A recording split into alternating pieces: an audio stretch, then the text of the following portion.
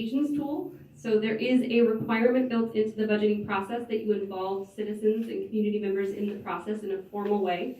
There's also lots and lots of opportunities to have them involved in more informal ways. If you are not sitting on your governing body but are a citizen appointed to serve on the committee, that's one of those formal mechanisms by which you've got the community involved. In addition to that, the budget document itself can also be leveraged for other communications. So oftentimes it'll be sent over to the media, or specific information will be included so that they can highlight projects or services that'll be added or subtracted in a given year. It's also something that you can use to explain how your city government works. So it's going to be very common for you to see cities who will include things like their organizational chart for their staff within their offices, a description of each of the departments or services provided, an understanding of why those are important. Sometimes you'll see performance measures or other metrics by which to measure the progress different services or projects are provided. It's also a vehicle for obtaining public opinions. So like I said, there's some of those formal tools. One of those is a budget hearing by which you must provide an opportunity for the public to stand up and provide their comments and opinions on what you're deciding to do. Finally, it's also a governing tool to test political responsiveness. And by this, what I mean is the way that most cities or most local government organizations budget, they don't start from scratch each year, which is called zero-based budgeting. They don't typically do that. Instead, they start with what they budgeted last year and then build on that. So there's an assumption being made that the community is already agreeing to the set of services that we've already provided, and to make a change from that merits a conversation or a change therein. So that's how you kind of begin. So the purpose of the budget, essentially, the purpose of the process is to fund programs or services that cities that provide that are responsive, effective, cost efficient. And the budget document itself is the tool by which you accomplish these things. So you plan, set, and coordinate policy priorities. You ensure a healthy economy. That's the idea anyways, right? And then you communicate this to the public and stakeholders. So that's the purpose of the budgeting process and why it's described the way that it is. They do this, so they establish the budget procedures, you describe your programs and the fiscal policy to accomplish the programs, you estimate your revenues, expenditures, and proposed taxes. And this is an important note, which I always like to point out. It might be obvious, but your budget document is an estimate of what you expect to come in and what you expect to spend. It's not going to match exactly what happens, but you do your best to make sure that it is at least aligned with what you expect will happen. You obtain input from the public. You promote efficiency and economy in the expenditure of public funds.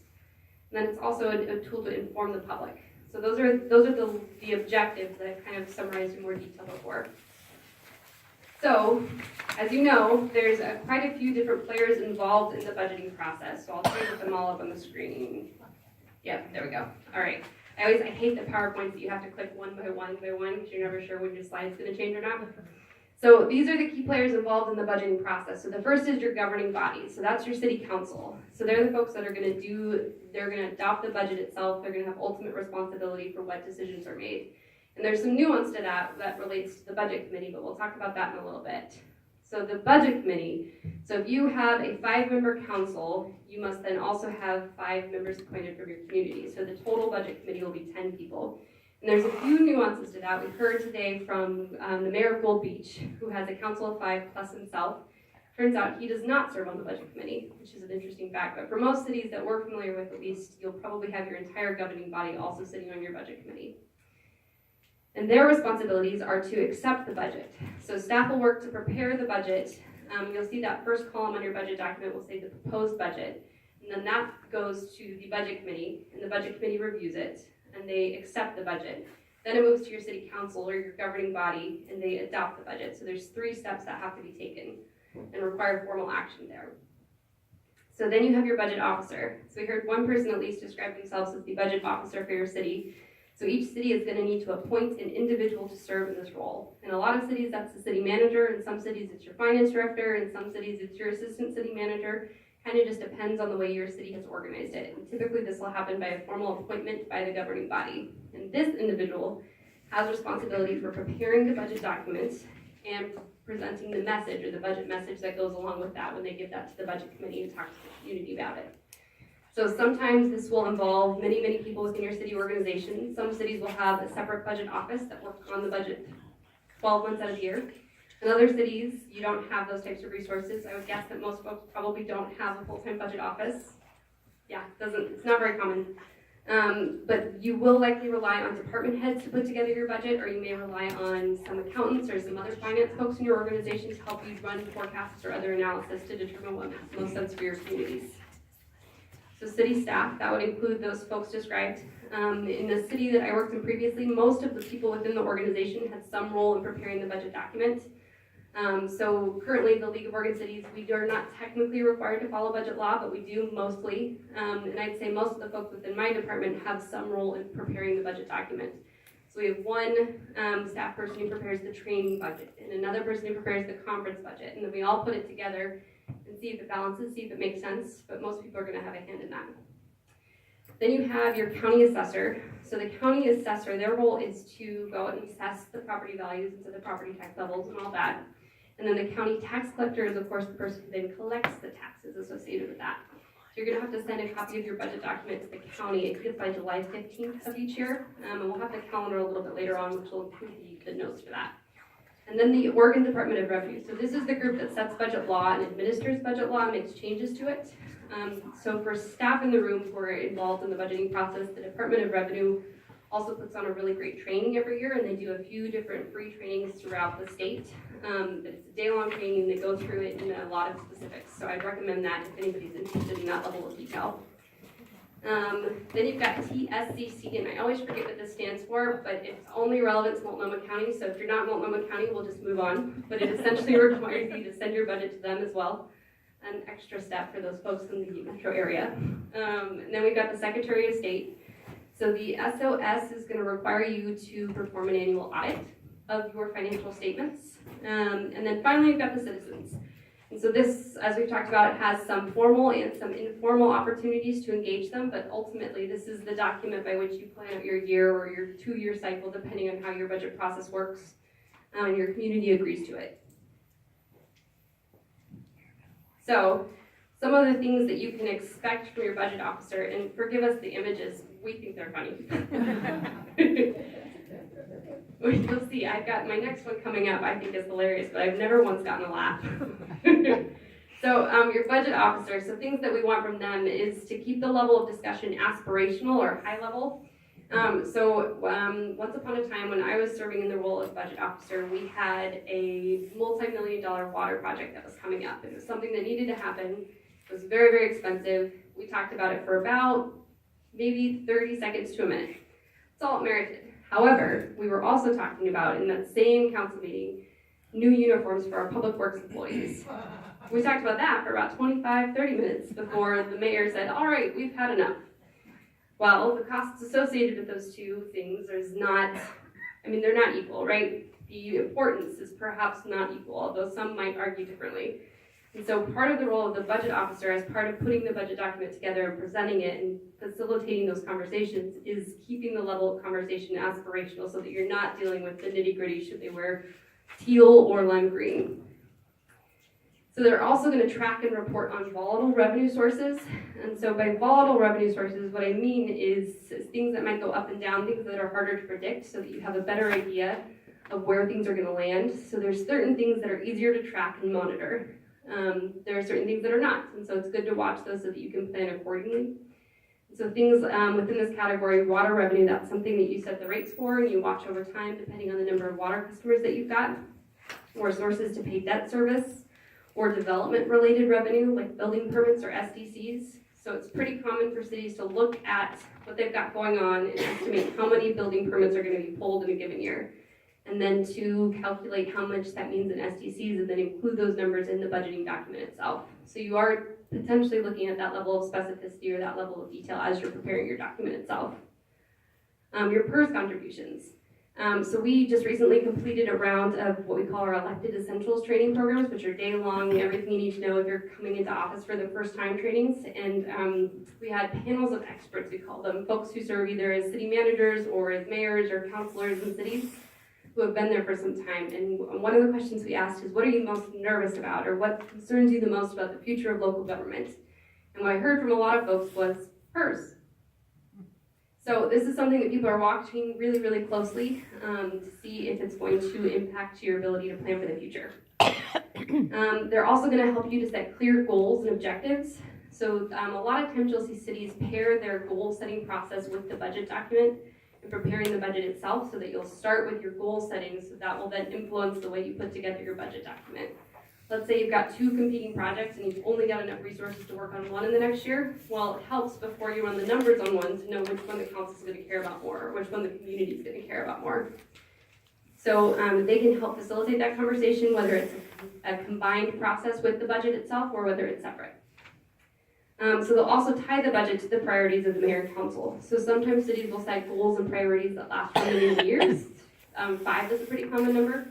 So they'll make sure that everything lines up, and they can do this in very formal ways where you've got, they call it, I'm forgetting the name of it, but it's essentially a pyramid where you start with your mission and you go down to your vision, your strategies and your objectives or your actions. So they can do it very formally in the document like that, which ties every new initiative or every increase in cost to something aligned all the way up to your mission statement, or they don't have to do it that way, but it kind of depends on your city and your organization.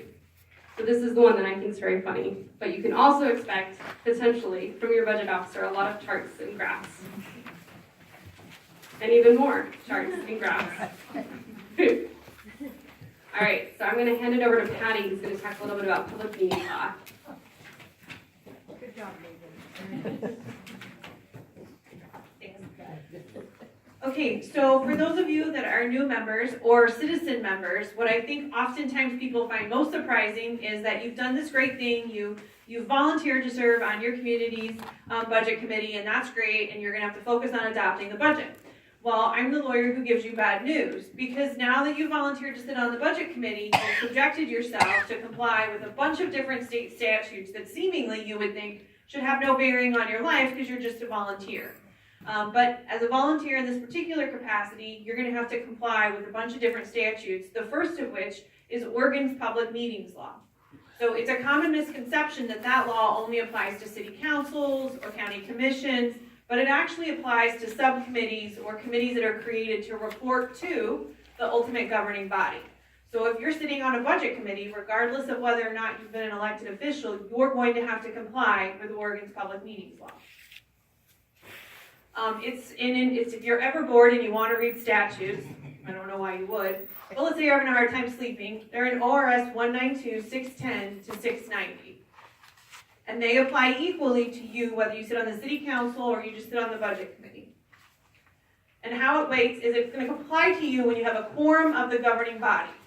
So how many of you know what your quorum requirements are?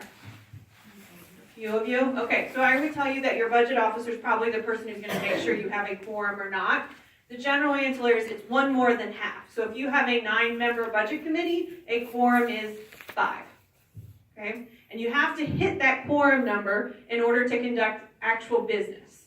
So if you have 5 quorum and you can't ever get more than 5, you're in trouble. Okay? Somebody's going to need to be making some phone calls and saying, I don't care how badly you feel today, you need to get your bottom in the chair because we're up against a deadline to get this passed. Okay, so that's your quorum. Who here, you're right, I do need these. Who here has never heard of a serial meeting? Don't know what it is? Okay, so serial meetings are a little bit tricky, and they really matter in the budget committee context because I think what happens is we'll have a serial meeting violation on accident, and it's going to be more likely to occur by people who aren't regularly having to participate in public meetings. So we're going to use this row because you're full. Okay, so we're going to pretend this second row right here, you guys are a budget committee. If I can do math correctly, there's 7 people at this table, right? So let me check my work. I'm not a budget officer. Okay, so we've got 7 people, right? You're my budget committee for the town of Smithville. So my quorum is 4. What a serial meeting is a series of separate occurrences between public officials that can occur at different times and through different communication styles that all equal a quorum. So, for example, you are my budget committee, and the budget officer releases the draft budget to you guys, let's say on March 1st, and you're all looking at it individually. And Alan, you and Andrew are drinking buddies. You go out to the local bar every Monday night, just have a couple beers or two before you go home. And so you start talking about the draft budget. I think it's pretty good this year. No, I wish we'd had a little bit more for this, or that would have been a good thing. I don't know. And you two have children who play on the same soccer league. And she calls you on Wednesday on the phone and says, hey, I can't pick my kid up from soccer. Can you grab him and I'll come pick him up from your house later? Sure, I'll do that. We're friends. No big deal. Hey, did you take a look at the budget? Yeah, I did. I've got some thoughts about it. What did you think about it? And life goes on. And then you send her an email because she's got this recipe that you really want. And in the process of your email exchange about the recipe, you start talking about the budget document. 1, 2, 3, 4 members just had a meeting that you did not publicly notice. That's a serial meeting. That is prohibited by law. The 4 of you never met at one time. The 4 of you didn't talk to all of the other 4 people in the group. And the 4 of you communicated in different ways. Some in person, some over the phone, and some via email. Those are not allowed. So what that means is you can only have your discussions in a publicly noticed meeting, which I'm going to go out on a limb and say are only meetings that your budget officer has scheduled and said you have to be at City Hall on this date at this time and we're going to go over this part of the budget. You should not have sidebar conversations outside of those meetings. And that's hard to do. Why? How many of you live in communities that are pretty small by most people's standards? How often do y'all run into each other at the post office, the gas station, the grocery store, walking your dogs, Rotary? And it's normal, right? It's normal to try and talk about it. And Andrew and Alan, you guys are like, well, it's fine because that lady at that training told me it's only a problem if we hit 4. And it's just the 2 of us, so we're fine. But you assume that he's not going to talk to anybody else. And you're like, well, I can tell one more person because then we're only at 3. But he assumed the same thing. Serial meeting violations happen accidentally. So keep your conversations, your sidebar conversations, away from happening. Just discuss those things in public meetings. Make sense? Okay. What if you don't have a quorum? A lot of times people will say, Patty, seriously, we can't get a quorum. What do we do? And I always say, you need to get one. This isn't one of those discretionary options where you can just kick the proverbial can down the road forever. You're under some statutory deadlines to get this budget adopted, so you're going to have to figure it out.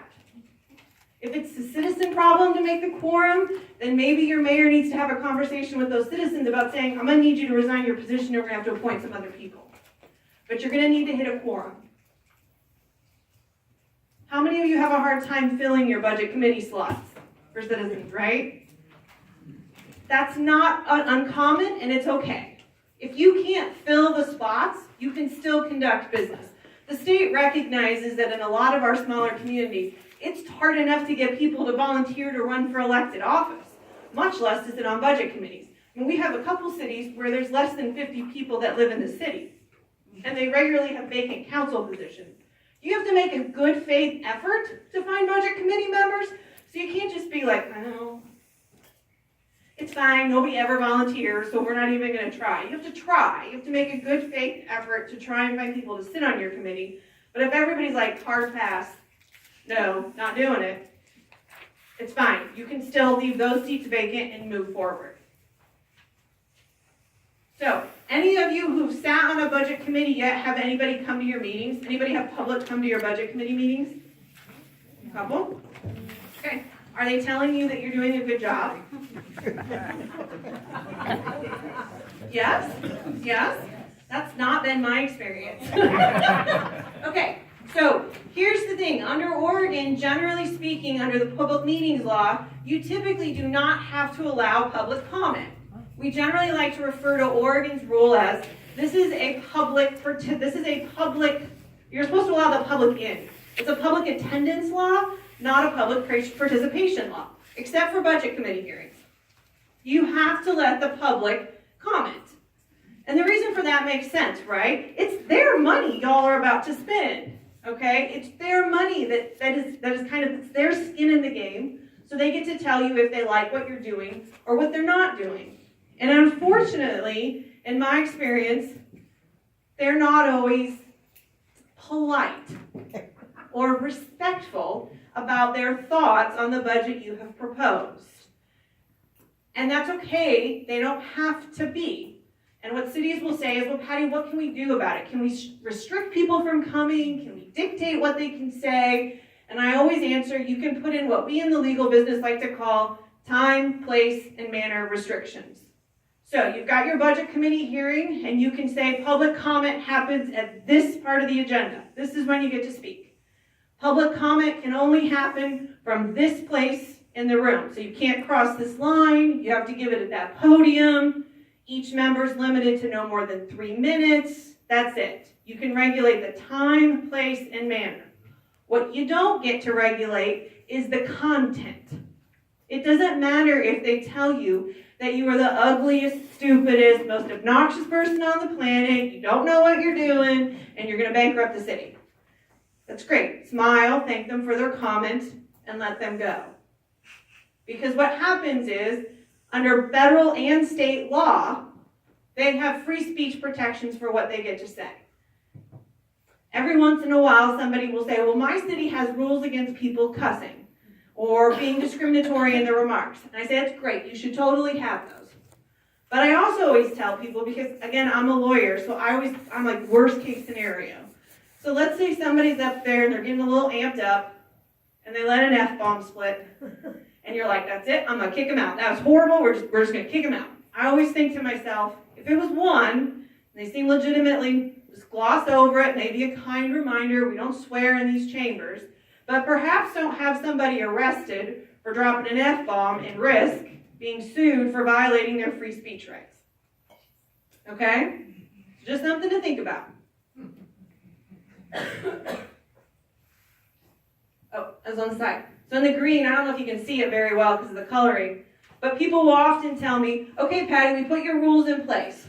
Everybody can speak for no more than 3 minutes. I have the mayor read the rules at the beginning of each committee hearing. You know, these are the rules, this is what you have to do. And nevertheless, Joe, you know, our public citizen who comes to every meeting, he just won't sit down. He just does not sit down after 3 minutes. Anybody ever experienced that? Okay. So then everybody says, well, can we have him removed? Sure, you can have him removed, as long as Joe is actually disrupting your meeting. And by that I mean, this is not disrupting your meeting. Oh my gosh. Really? Seriously? Boo. Okay? It's disrespectful and it's rude. But if you can still conduct your budget committee meeting, and by that I mean, if you can talk over him, if you can ignore him, then he's not disrupted your meeting. He's just been insulting and probably wasn't raised very well. Okay? So the best example I can give of this, there was a federal court decision that subjects to us here in Oregon, because it came out of the Ninth Circuit Court of Appeals. There was a town in California made up predominantly of Jewish residents. The city council was comprised of several Jewish members, and a gentleman was unhappy with what the city council was doing, and he stood in the back of the room for several minutes, and he gave the Nazi salute. And they had him removed from the meeting. He sued, it worked its way up through the courts, and the court said what he did was terrible. It was arguably immoral. It was heinous. We hate it. But he didn't disrupt your meeting. You could have conducted business. He had a right to stand there and do that. So when you ask, can I have this person removed because they're disrupting my meeting, make sure they're actually disrupting your meeting. The follow-up question I always get is, okay, Patty, Joe's a frequent flyer. He not only disrupts every meeting, we keep having him removed from every meeting. Can we arrest him? Absolutely. He can be arrested for disorderly conduct. But that decision should be made by law enforcement. How many of you sitting on the budget committee are police officers? Former? Okay. So here's what I always tell people. Police officers are held to a very different standard than the rest of us citizens. The decision to arrest or not arrest a person should lie solely in their discretion. You should tell the officer, we believe they're violating our rules of procedure, we'd like them removed because they're disrupting the meeting. the officer will decide whether or not there is enough to warrant an arrest. And then every once in a while, somebody will say, hey, we want to suspend this person for the next few meetings because they're just terrible. We kick them out every time, we arrest them every time. Can we suspend them for future meetings? Probably not. That's the safest answer. Probably not. If you get to a point where you need to suspend somebody, you need to be having conversations not only with your city manager, but also your city attorney. Because you're going to get sued. And you're probably going to lose. Okay? Dues.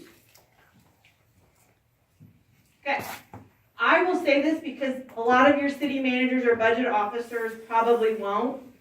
Read your packet. Not the morning of your budget committee meeting, like when you get it.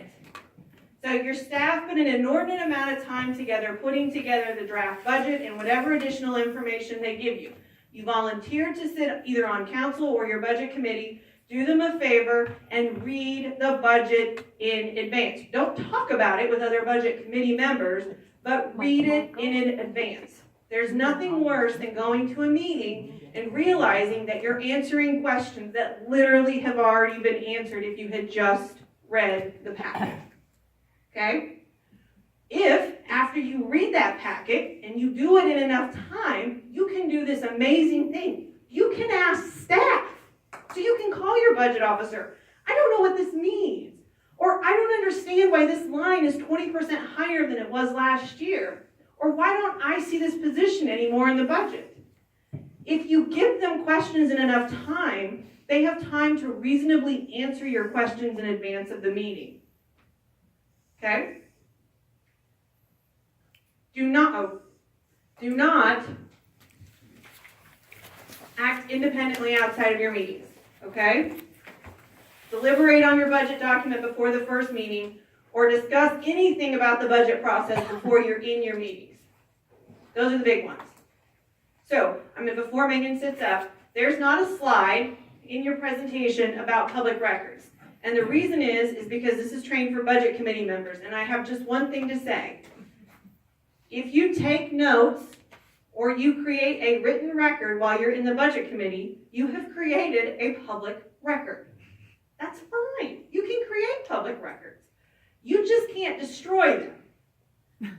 Okay? So, if you're a budget committee member and you want to take notes on your packets, on the draft budget, in your own tiny little notebook, you should absolutely do so. Because a lot of people like me, that's how I learn. If I'm reading something, I have to take notes. I have to use highlighters. I have to use different colors depending on what it is. That's just how I process information. You should do that. But what you also need to do is you need to have a conversation with your budget officer or your city manager and say, where do you want these notes to go when I'm done? Who do I give them to? Who do I turn them in? Because under the public records law, you've created a new public record. And if you just keep it, and when the budget is passed, you chuck it in your own recycle box, you've destroyed a public record, possibly in violation of state law. So, create as many records as you want. Don't destroy them. Give them to your budget officer or your city recorder when you're done. That's all you need to know for public records as a budget committee member. If you're an actual elected official and you need more information, you should probably go to a different training we provide because I can talk about it for 2 hours. Okay? Megan's up. Did you go to that? So hypothetically? Yes. Hypothetically, I don't take any notes. Yeah. Do I still have to turn that packet back in? No, so if you make no change to the packet whatsoever, I'd still talk with your budget officer about what they want. But generally speaking, extra copies of documents can get shredded, and your budget officer is going to have a clean copy of whatever they gave you. But I will tell you, a lot of times people will say, well, I just underline one word. That is technically a brand new public record. And a lot of times people will say, well, but I just underlined it. It doesn't mean anything. And what I always say is, you were in a public meeting probably at some point, and if you made that underline, somebody saw you write it. And so somebody files a request and says, I want any and all records related to the budget committee hearing that happened on March 15th, 2019. And I saw you, Sally. I was sitting in the audience, and I saw you pick up a pen and do something. Why don't I have Sally's records? So, make your records, but figure out what you're going to do with them. So hypothetically, what sort of liability does she have for the ones that that disappeared, that she didn't have? Hypothetically, okay, so technically she's now a criminal. No, just kidding. I'm kidding. Okay, no.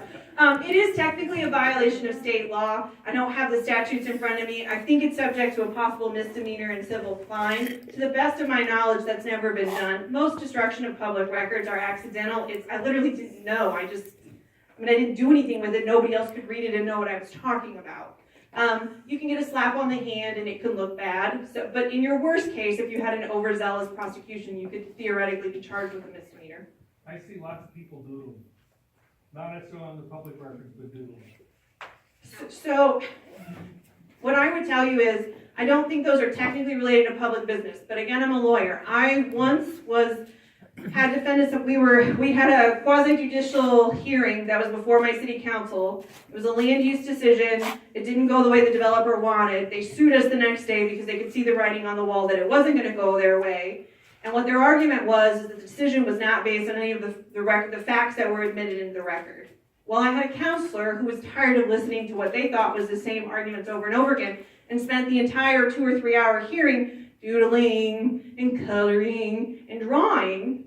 And the assertion was that packet got admitted into evidence in the litigation as proof that my counsel was not making decisions based on facts because they weren't paying attention. That's worst case scenario, but that is different. Yes? What you're referring to about making notations in your packet, does that also refer to technology, text messages, emails? Yes. So when I said I can talk about 2 hours for public records, it's because we go into the weeds about electronic communications, but that applies. If you're doing stuff through email or if you're doing stuff through text, any of that stuff, those are all considered public records if you're doing the public's business on them. That's what I thought. Serial meetings, personal liability. Would you define personal liability? Well, you can, you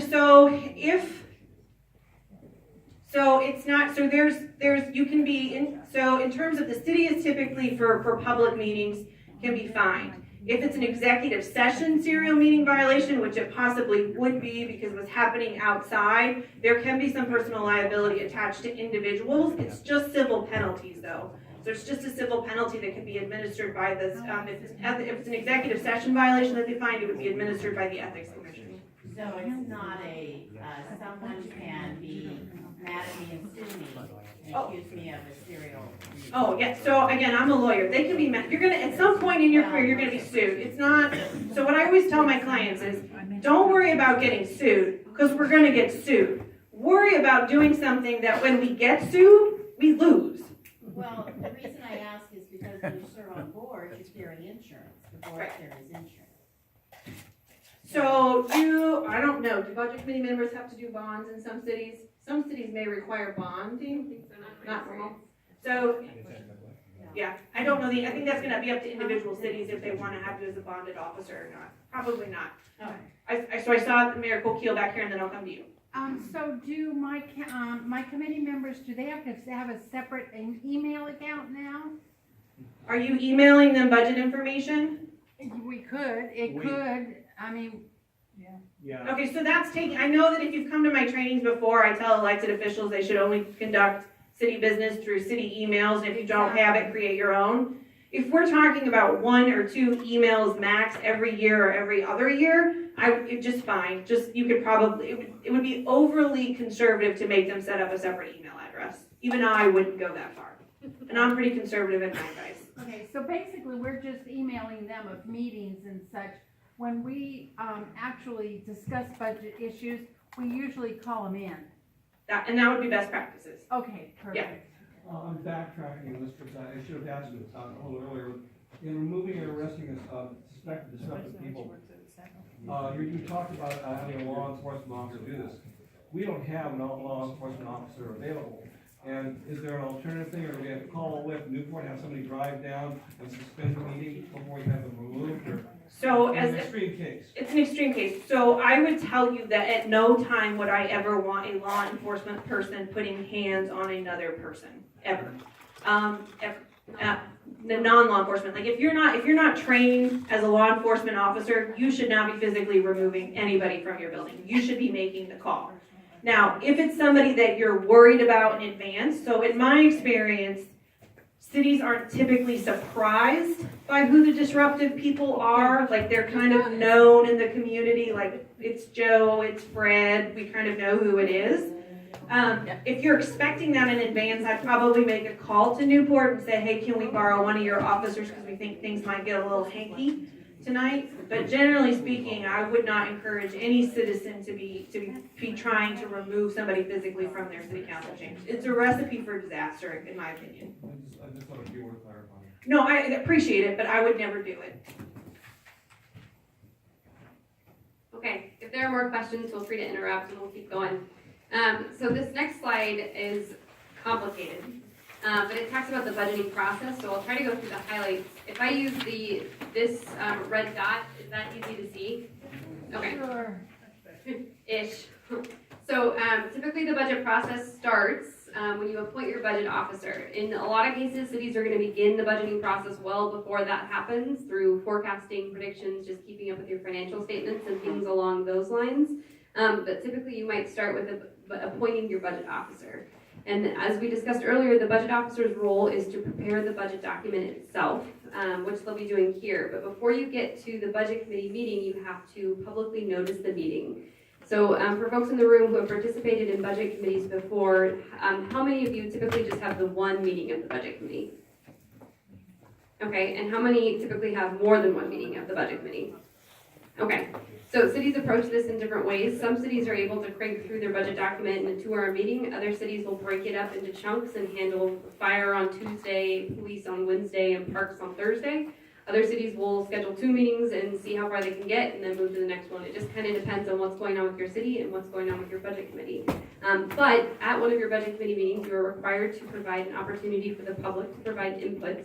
And at that specific meeting, which may not be your first meeting, you are required to notice the meeting in a very specific way.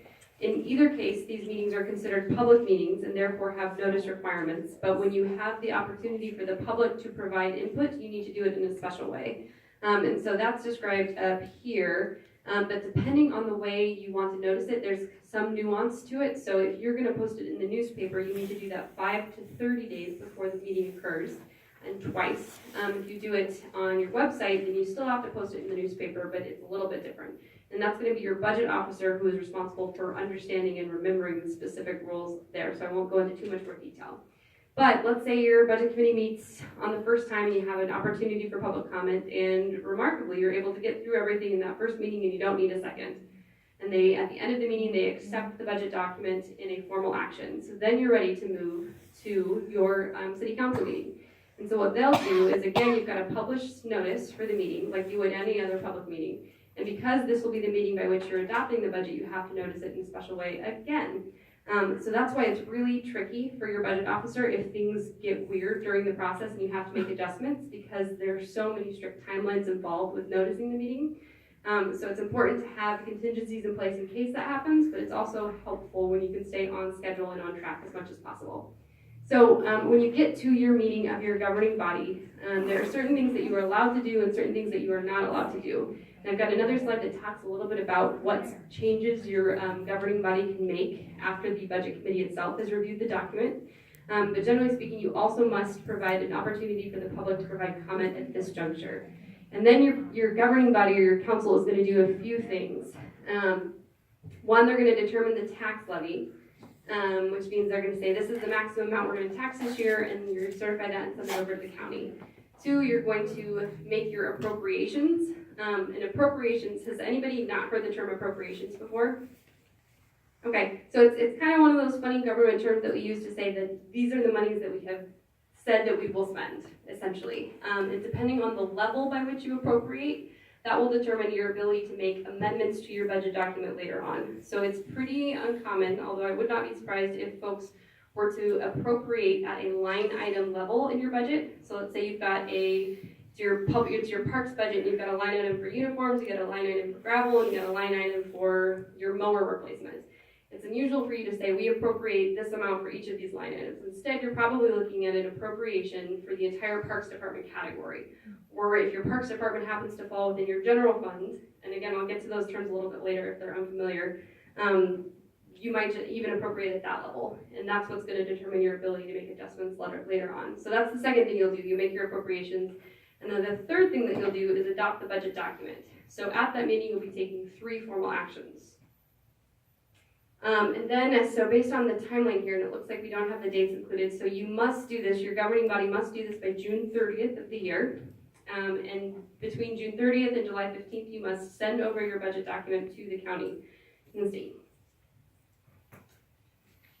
Okay, so the budget committee, their official duties include publicly reviewing the proposed budget documents, allowing the public to ask questions and comment on the budget, approving the budget with all funds in balance. This is what we talked about earlier, the budget has to balance. And then approve the maximum amount of property taxes. The budget committee does not, however, and I stress does not, set staffing levels, salaries, benefits, or contract terms, decide whether or not a service or program should be provided, or make policy. So those last two are the discretion of the governing body, whereas the first one is the discretion of the city manager in most cases for cities. There are some cases of cities where the governing body is in charge of staffing decisions, but typically you'll see the governing body is only responsible for the city manager, in some cases the city attorney, and in some rare cases even the police chief. So the budget committee, and Patty talked a little bit about this earlier in terms of reading your packet in advance of the meeting. But the budget committee members are allowed to request information so that they can fully consider the budget document. So cities approach this in different ways, and it's going to be important for you to find out from your budget officer or your city manager what way they want to go about doing this. In some cases, the city will put up formal opportunities by which to come in and ask questions. They'll have a designated person to receive questions and provide answers to those questions with a timeline associated. In some cases, you'll have full authority to come in and meet with department heads and find out a little bit more about what they've got going on in their day-to-day operations. In some cases, you'll need to work through the city manager to schedule those appointments. It's really a case-by-case situation, and there tend to be reasons associated with why each city has chosen to do it in that particular way. So I'd encourage you to talk to your city manager about how they want that to work. But potentially, if given the opportunity, it can be helpful to visit district operations to learn more about why you're doing a planned replacement of the police department's interior. Maybe it's not safe, maybe you've got holes in the wall, maybe it's helpful to see the leak kids coming down so that you have a better understanding of why you're allocating that money towards that purpose. You can inquire about budget items, request additional information, and share topics for a future meeting. So maybe there's something that merits additional discussion, and so you can bring in that extra information to the conversation. So you can also require staff to attend budget committee meetings. So it's typical, of course, to have your city manager, city administrator, city recorder, or your budget officer to be at the meeting, but sometimes you may have department heads or other staff in attendance as well. And they can be there in terms of presenting information in a formal pattern, or they can also be there as a resource if there are questions that come up along the way. There's a lot of detail embedded in these documents, and sometimes it's helpful to have the subject matter experts in the room as well so they can speak to their specific request or how they got to the numbers that they did, particularly if they're including differences or significant changes from what had been budgeted the year prior. So the budget committee, as Patty said, these are subject to Oregon Public Meetings Law. So the budget can be received but not discussed before the first meeting. It is allowed, however, for the budget document to be dropped in your lap at the time of the first meeting itself. That is something that happens on occasion depending on how things come together, but that is allowed, which is a little bit different perhaps than some of the other rules governing council meetings. And at the first meeting, what we encourage folks to do is adopt rules of order. This is something that we encourage for all councils. To have rules of procedure or rules of order, a kind of a document that says this is the rules by which we as a council have decided to operate. Sometimes you can lean on things like Robert's Rules of Order. Wouldn't necessarily recommend that because it's extremely complicated and doesn't always fit your situation in a feasible way. We've got a model guide that you're welcome to use. It's on our website currently. But we recommend that if your council's got a set of guidelines like that, it's helpful to apply that same set of guidelines to your budget committee. This helps things, so if you've got continuity issues with folks serving, this can help as a baseline. It can also help if you've got contentious issues and you want people to be able to communicate effectively about those issues. Sets up some rules for procedure.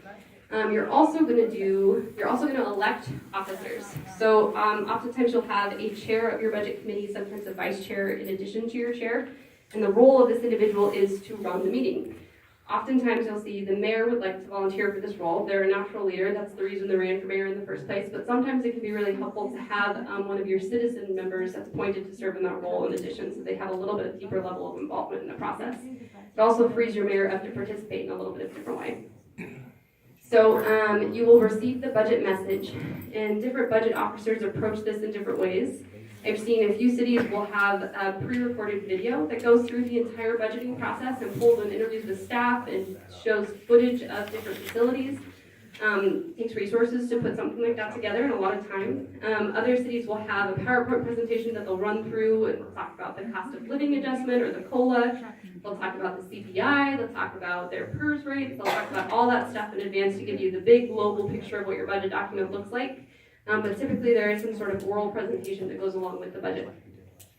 And you can set dates for future meetings if you need to. And the important note here is that public input is not necessarily required at the first meeting if you intend to have subsequent meetings. So the first meeting itself can accomplish all of those purposes and start reviewing the document, but then you must have a follow-up second meeting which does have an opportunity for public input included. Okay. So we talked a little bit about the rules of procedures, but essentially they dictate how council meetings or budget committee meetings are governed, how appointments are made, and the benefits associated with having some set of guidelines like this include the idea that meetings can be run in a more efficient and consistent manner, reduces the likelihood of friction, provide guidance for how council members interact with city employees, and ensure continuity and stability during transition years. So an example for this, for folks who have a hard time keeping people involved on your budget committee, let's say you've got 5 people who served last year and refused to do it again, so you've got 5 brand new folks. Having this set of guidelines that they can receive in advance and read through and familiarize themselves with can help you make a little bit more progress during that first meeting rather than having to set the guidelines for why you're here in the first place. Attending trainings such as this might also be helpful for councils. Okay, so let's say that you have adopted the budget, or rather let's say that your budget committee has accepted the budget document, and now it's to the governing body, and in between those 2 meetings something has changed, and you'd like to make an adjustment to your budget. Well, you can do that, but you have to do it in a specific way. And essentially what that means is that if it's below 10% within a particular category, you can make that change. If it's above 10%, then you need to start the process over and provide an additional opportunity for input. In addition to that, the total property tax to be levied can't exceed the amount shown in the budget that was approved by the budget committee. Budget committee members are also, at that point, they can attend the meeting by which you're adopting the budget. They can choose not to attend. They can participate in a formal way as part of the public hearing. They can choose not to. So that's all options. After the budget has been adopted, the set of rules for making changes to your budget document changes. And they're quite complicated, and I'd encourage you to work with your finance folks to determine what specifically that looks like. But you have a few different options, one of which is an amendment, which is relatively simple to do, and another one is a supplemental budget, and there's different rules that dictate how you can move forward with either of those options. So even if you do adopt your budget, you're not necessarily stuck if something happens.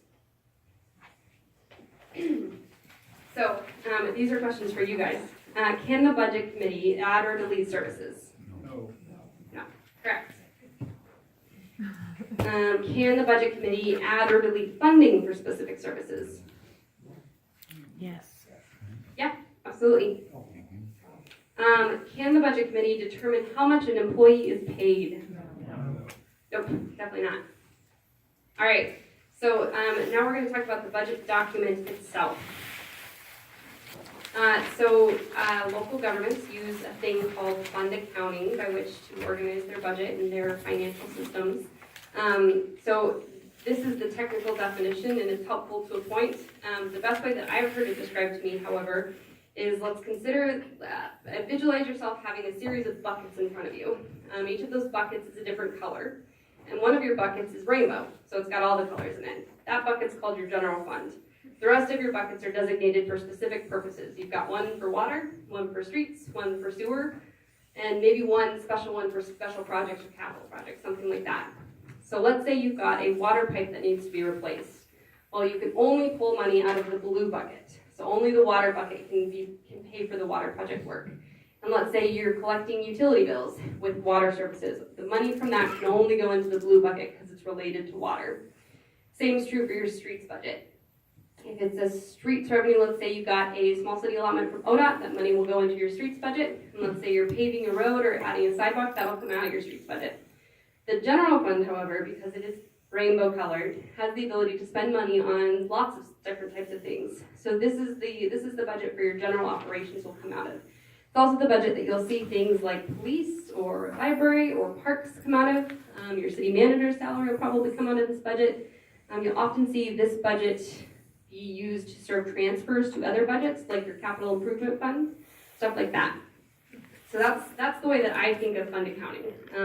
Tends to be a little bit more helpful than this definition. But this essentially dictates why you can't just fix things. So I would imagine in the course of your career as either an elected official or a staff member of a city, you will probably get the question, well, why did you fix the water plant when our water was fine, but the roads are still broken and they can't drive? Or why did you do X instead of Y? Or why did you spend money on a new public works building instead of a new city hall building? Why did you do X or Y, or why did you choose Z? Well, sometimes the answer is because, well, I could only use the blue bucket, and the blue bucket could pay for this, but I could only use this bucket for this type of thing. Sometimes that's really just the reason. Yeah. And you may be getting to this later, but, so we've been, presenting our budget by fund, and now so at the City of Drayton, we do budgeting by fund, and Oregon Budget Law has contacted us and said we need to budget by department, which is different than this, than by fund. So is that something that you're familiar with? So I'd have to know, I'd have to know a little bit more about the question. So oftentimes departments are organized by funds in that way. Let's talk afterwards and I'll see if I can figure it out a little bit more. Okay. But there are different ways to present your budget document to get to that. Some of them are organized by fund, some of them are organized by functional area. But we'll talk a little bit more. Okay. Yeah. Did you have another question? I did. Yeah. If you can't spend money on something that needs money spent on it, you can't afford it regardless of how much money is in the city's other funds. Who rearranges how the funds are allocated if not the budget committee? The options for that. So legally, you're not allowed to take money for a water project and spend it on something that would be in your general fund. Yeah. So the budget committee wouldn't necessarily have the authority to do that. There are certain things you can do.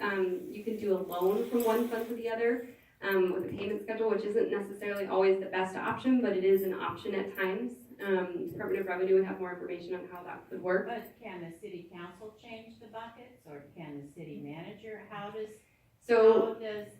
If you're over allocating for one bucket and under allocating for another, how do you change that? So to a certain extent, your city manager or your city can create funds or change funds, but you're gonna have restrictions. So stuff like proprietary funds, like your water fund, for example. So the primary revenue source for your water fund is gonna be derived from your utility bills, what you charge for providing the service of providing water. So you can adjust how much you charge to measure up with how much you need to spend on your infrastructure and how much it reasonably costs to provide that water service on an ongoing basis. But you can't necessarily hike up the cost to then cover the project of a street, even though your street desperately needs to be repaired or something like that. So you are restricted in that way. Do you have something to add? I could add. Yeah. A little bit. I think that's a really good question and something that I always try to encourage people to understand, that your budget cycle is always happening and it is a discussion your city council and staff are having all year round, even though budget committee comes around just once a year, a few meetings. So those are policy making decisions that your city staff will most likely be talking with the city council about. So in this case, you're not gonna look to the water fund, obviously. You're gonna have a city council that's gonna be having a discussion with themselves and the community about what the community's interest is on raising other forms of revenue to provide for those services, or to be seeking grants or participating in some other programs that bring some funding to the city. And so that's where you start hearing conversations about maybe a transportation fee or increasing your local fuel tax. So you're just gonna be looking to those revenues that are colored, the right colors that you need following that example, and finding out what policies and what direction the council can be making, and then of course, filling out your community on what they're willing to support or not support. Yeah. Did that help? Did you have any Yes. follow-up? Okay. Thank you. Can some of those funds be transferred by means of a supplemental budget? So the supplemental budget is a tool by which to make changes to your budget document, but it wouldn't necessarily allow you to move money around like that from fund to fund. You do have the ability to transfer money from one fund to another, but it's gonna be primarily from your general fund to other funds as opposed to something else. So you'd still have the same types of restrictions. And as Erin talked about, primarily conversations about that are gonna be decided by options your city can have to raise revenue in certain instances. So you talk about making your budget work and it's cutting costs when you can, but also raising revenue. We've got a chart that lays out some of the options for local revenue that we can make available. We'll put it on the website in the same place as this following the meeting. But some of the tools that she's described are the most popular right now, given other restrictions that we have coming from the state. So we'll talk a little bit about property taxes, but property taxes for most cities is the #1 source of revenue, and it ends up in your general fund. And because of restrictions related to property tax, we have less flexibility than we might otherwise. Does that help? Okay. All right. So the general fund we've talked about, but it has the day-to-day operations. It's a good measure of the fiscal health of your organization, depending on what so you'll hear the term 5-year forecast pretty commonly, and it'll show what your city's budget will look like in 5 years. So your general fund is often what you might want to spend the most time because you have the varying amounts of control over that. The general fund is also where you'll see fund balance requirements. It's common for cities to have 15-20% if you're healthy, less than that if you're a little bit more tight on what you can spend money on. But this is generally where you're going to see that contingency rest. So your capital projects fund. So a lot of what cities do is build things. You build roads, you build plants, you build other types of infrastructure. For those types of large projects, sometimes it's helpful to segment them in a separate fund so you can watch them more closely and dedicate revenues or savings to them specifically. Some cities will have different capital project funds for different types of projects. So you'll have a water capital project funds and a street capital project funds. In some cities, you'll have just the one with different kind of departments or areas to segment those types of things so you can associate different sources of revenue with that. But this is going to be a good tool to plan for it, and sometimes it's going to be attached to your capital improvements plan as well. So you'll want them to be closely aligned. Your debt service fund. So